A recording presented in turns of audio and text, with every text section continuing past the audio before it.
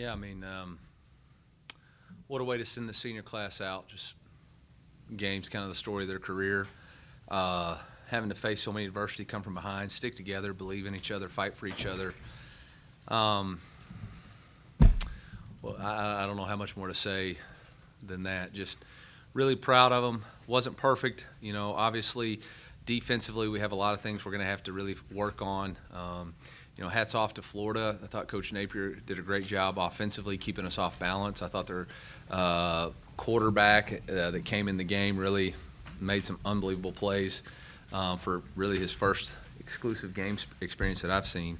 Hate it for Graham, the injury. Feel bad for him. But our team found a way. I mean, 4th and 18, Brady finds Lou. Demetrius Johnson used to say big-time players make big-time plays in big-time games. And, I know DJ today would have been the day that he gives away Thanksgiving turkeys in St. Louis. So kind of fitting for Luther to make that play today. Proud of Harrison Mevis, proud of Brady Cook. Got to finish in the red zone for us offensively. That's really the story of the game. That's why it was so close. We had a chance really to really have a much bigger lead, but weren't able to score touchdowns in the red zone. It's happened to us 3 weeks. We got to get that fixed. But other than that, I'll open up for questions. Eli, with just one timeout, you called it right before that 4th down play. Yeah. And obviously, I know probably ideal scenario, you wouldn't call it with the clock stop, but just take us through that timeout and what you were wanting to get done. There was some confusion on what play we were going to go to, and so I wanted to make sure that we were in the right play and give the last few coaching points. We tried to run a clear-out dig concept, but Luther in the middle of the field was open, and Brady saw that and actually, threw it to him, but the dig was coming open kind of behind him too. So just wanted to make sure we're on the same page. You don't get to there's no rewards for taking timeouts with you, so you don't save them for possibilities. You use them, and then we executed it after that perfectly. We hit Mekhi Miller, spiked it, and then hit Mookie and hit the field goal. Just how impactful there, I think it was the early 4th quarter with Christian coming up with the fumble recovery, and then obviously Theo. How important was that swing right there to kind of give you guys some momentum? Well, I mean, I thought it was really big. Obviously, the field goal, the takeaway in the red zone, and then to score to go up 9. I really felt like that might have been the dagger to put them away. But defensively, we were not consistent tonight. We had them behind the chains. We let the quarterback scramble. Then they were able to hit the 4th down, and we were just real leaky in our run fits. And we got a lot of work to do this week to get that stuff fixed. Eli, considering how the defense had kind of struggled for them to get Florida the field goal there at the end, I mean, was there any thoughts of, okay, at what point do you maybe let them score? I mean, if you have timeouts left and you got a lead, you're always going to make them fight and make somebody make a kick. So there was no thought to letting them score. We were just going to use our timeouts. Coach, on the night filled with so much love for the seniors, Mekhi and Mookie come up with 3 of the biggest first downs on that final drive. How satisfying was it to see them contribute on this season? Yeah, I mean, they're big-time players for us, and I think it was awesome to see all the seniors really play and contribute. And it's going to be a special memory to these guys. Our coaching points all week were focus and finish. We needed to focus on the task at hand, and we needed to finish. And tonight, that's what we did. We found a way to finish the game. Coach, talk about some of the issues you had on defense tonight. How much do you think that group missed Tyrone Hopper? I'd say it's pretty evident, honestly. You miss Chad Bailey and Tyrone Hopper. You're starting middle linebacker, you're starting will linebacker. And that's not to say that Tristan and Chuck didn't play well, but they've never had to play. Chuck's played that many snaps. Tristan's never had to play that many snaps. And again, I think what Billy does on offense is very difficult because they utilize a lot of motions, split flow, and confuse our eyes, and they were able to do that most of the night. And then the quarterback run at the end was big. I apologize. No, you're good. In the big picture, when coaches come in, they always talk about changing the culture. Yeah. The senior group. Has the culture changed in Missouri? I don't like to ever throw the previous staff, like I don't ever like to shade that. I would just say our culture is what we've made it now. Did it change from what it was, good, bad, or indifferent? Maybe, but it is what we do now. It's always compete. It's build trust and respect. It's do more than what's expected. It's enjoy the journey. And it's about developing an elite edge every single day. So I believe that the 10 seniors that stayed here, whether they signed with us or signed with the previous staff, and the 17 that transferred have all contributed to the success that we've had this season. And we got one more game to go. Eli, you said that this game was kind of the story of the seniors' career. Yeah. Can you just go a little bit deeper on that and what you mean by that? Yeah, I mean, you look at the seniors, you know, we got a couple of different groups, but my group that joined in, you know, they started with COVID, and we had some highs and lows in that season. We overachieved. The next year, we kind of took a step back, fighting our way through, losing the bowl game. Last year, we had the ups and downs and some very difficult losses, some close wins, you know, and then this year to be able to just consistently overcome adversity. I mean, you look at that game, and I don't know off the top of my head how many times we were down. You know, I know we were down 7-3, you know, but it just came, whether it was K-State, whether it was Kentucky, whether it was, you know, Tennessee, we were down.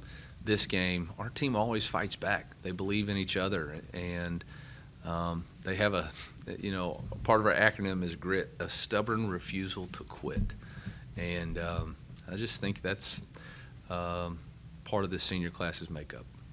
Is that a belief that, you know, can you sense that in your team? Hey, we have a belief this year that maybe kind of has grown over time? Yeah, I think it grows with results, right?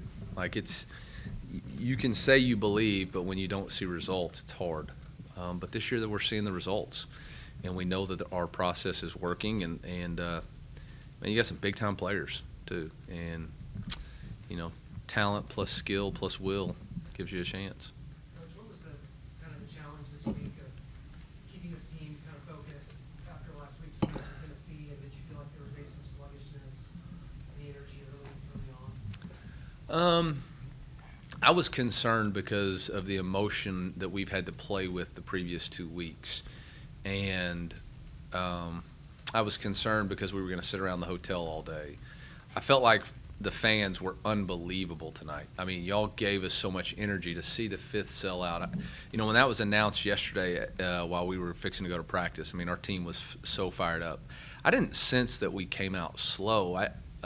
You know, I mean, we went right down the field and kicked a field goal. What I was concerned about was just that lack of execution. And I think when we're going to watch the tape, we're going to see that we're just a little bit of misexecution away. I mean, we're snapping the ball on the ground, staying on a knee on a 3rd and 1 in the red area. We have a perfectly designed, Kirby's got a perfectly designed hide the tight end play for a touchdown, and our wide receiver who's off steps on the ball for whatever reason. I mean, it's just like stuff that we never do. We just kind of, you know, found a way to do it tonight. But in the end, we found a way to win. Speaking of finding a way to win, I mean, you guys won different ways. Sometimes it's a defense, sometimes it's a Cody Schrader having 300 scrimmage yards, and today was kind of eking one out. So what does that say about this team being able to do that time and time again? Yeah, I mean, it just means we got a lot of good players. We got a belief in each other. We got, you know, Luther Burden, who showed up big time for 158 yards. You know, I don't know let me see, what did Cody do? Oh, he just had another 152. So, you know, I mean, it doesn't matter. At the end of the day, Rick Jones used to always tell me, it doesn't matter at the end of the day and at the end of the season. They're just going to say it whether it was a win or a loss. And they're going to count this one as a win. Coach, what caused one move that punter tonight? Practice. And I thought he punted really well to the last one, obviously. There was been one area where you could say, I'd like to see Brady do something a little better. Maybe it was on some of those end of game drive. This season? Yeah, we've had 2 of them that were, I mean, obviously. This obviously was flawless. Do you think what didn't go right earlier in the season for him in some of those spots, maybe has been something he's built on to have a night like tonight? Or is it just not letting those moments carry over into another opportunity? Yeah, I think it's his mental toughness and growing. I mean, losses are only losses if you don't let them become lessons. And I don't think there's a thing that Brady's experienced in his life that he hasn't tried to utilize as a lesson. I was pretty calm on the sideline. Like, I kind of had a feeling like, we're going to be fine, guys. We're going to be fine. Just call the timeout. Let's get the right play called, and let's go do it. And, Brady gives me a lot of belief, and I know our players believe in him too. Is that the first post-game interview you've done where there's actually a second up on the clock? I've never seen that before. I've never heard of that before. And I'm not going to get fined after a win, but that was the most reviews we've had all season, not even close. Thorough. It was something.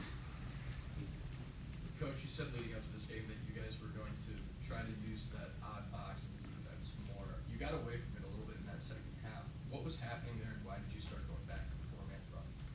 We were just too leaky. They were too big, and we weren't able to stick our gaps the way we needed to. We were just too leaky. Coach, as far as the offense goes, a lot of Cody in the second half, a lot more passing, or in the first half, a lot more passing in the second half. Just how do you think the evolution played out on that side as well? Yeah, I mean, I think we were trying to establish the run. We thought we were going to be able to run the ball on them, and just had to change it up a little bit. I thought Kirby got into a good rhythm, and other than that, we had the drive in the fourth quarter that we got stalled out. But other than that, I think we scored on every drive except for that one. Are you excited about how you see Barkley kind of progress as a Dude, season goes on? he's a dude. If he's not an all-SEC freshman or freshman All-American, I don't know what people are watching. Sucker's a true freshman going out there and dominating people, like dominating them. I know we've talked about how Harrison deserved the Kansas State and the opportunity to do that, but how much did he deserve to get carried off by as much as he? Yeah, I mean, he obviously deserved it, but that's what the seniors do. They get to get a rock, and they get to get carried off by their position group. And I told them all week, this senior class, man, there would be nothing more for me to be like, you just get to go get a rock. But that's not how it works. You got to go earn it, and you can't have victory if you don't go battle. And they went out and battled for 4 quarters, for 60 minutes, and they got it done. Is any part of you wishing that playoff would have expanded this season instead of next? Nope. Last question. So, Harrison being 4-for-4, what does it say on a day where most of the different sides of the ball weren't that consistent? What does it mean that he's the most consistent? Well, I call him Money Mevis. Y'all call him Thicker Kicker. I call him Money Mevis. He's on the money, and I don't know how that guy didn't make it a semifinalist for the Lou Groza Award. I know that. I mean, I don't get it, but yep, special player. How many game winners has he hit? 3? That makes 3, right? It's pretty good.